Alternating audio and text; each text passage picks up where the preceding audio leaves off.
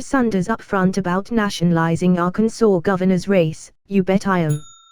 Other Republican candidates for governor also are focused more on President Joe Biden than on their own opponents and on federal, rather than state, issues. She's toured the state in an RV emblazoned with her name, launched a TV ad that's airing during Arkansas Razorbacks football games and spoken to packed rooms at restaurants. Former White House Press Secretary Sarah Sanders' introduction as a candidate for governor hasn't strayed from most campaigns here. Except for the crowds, which are far beyond what people have seen in this mostly rural place. And the campaign talk, which often isn't about the state. As I travel around the state, I keep hearing this criticism, oh, there's that Sarah Sanders, nationalizing the race. Sanders told hundreds of people packed at a Colton's Steakhouse in Cabot, a half-hour drive from the state capital of Little Rock. And my answer to those people is, you bet I am. Because if you're not paying attention to what is happening in this country, you're missing what is going on.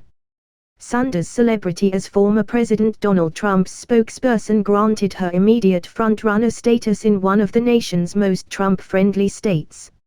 It's also transforming politics in a place where voters in state races are used to hearing overwhelmingly about Arkansas taxes, Arkansas roads and Arkansas schools. This is hardly the only state where local politics isn't local anymore. Republican candidates for governor elsewhere also are focused more on President Joe Biden than their own opponents and on federal, rather than state, issues. And many Democrats would rather talk about Trump than about their rivals. Her approach suggests she understands the contemporary electorate in Arkansas and everywhere, said Janine Parry, a political science professor at the University of Arkansas. Politics, Parry said, is in a period of profound nationalization. It's a sharp contrast with past races for governor in Arkansas, where Republican government. Asa Hutchinson campaigned on requiring computer science education in schools. His predecessor, Democratic government. Mike Beebe, ran on phasing out the sales tax on groceries. Sanders, 39, announced her bid in January with a promise to fight the radical left, something that's awfully hard to find in solidly red Arkansas. On Twitter and elsewhere, she rails against Biden on his coronavirus pandemic response, immigration and the withdrawal from Afghanistan. Sarah Sanders is not running for governor of Arkansas. She is running on a national stage, said Michael John Gray, a former chair of the state Democratic Party, who's now heading an independent committee focused primarily on defeating Sanders' bid. Though best known for her White House briefings, during which she sparred with reporters and faced questions about her truthfulness, Sanders is no stranger to the state's politics. She appeared in TV ads for her dad's campaigns in the 1990s and early 2000s and chaired Arkansas Sen. John Boozman's campaign. She's mostly steered clear of referring to the current governor, Hutchinson, whom Trump has branded as a rhino, or Republican in name only, after he vetoed an anti-transgender bill. Hutchinson is barred by the state's term limits from running for governor again. Her first TV ad features footage of her dad and former President Bill Clinton as they marked the 40th anniversary of Little Rock Central High School's desegregation. It quickly pivots to a favorite target, claiming that the radical left wants to teach our kids America is a racist and evil country.